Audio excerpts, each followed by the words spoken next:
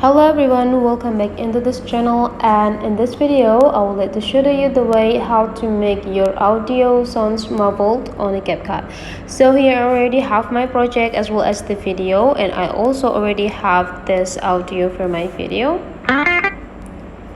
So to make this audio sounds muffled, it's so simple. You just need to go click this audio, and after that go click this audio sections until this section is being active. And you can see in this down part here there will be like several options, and one of them is voice effects. And now you just need to go click this voice effects.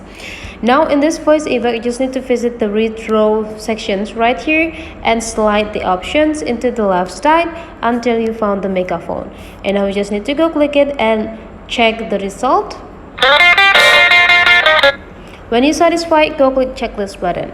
And now you already got your audio sounds muffled on your video.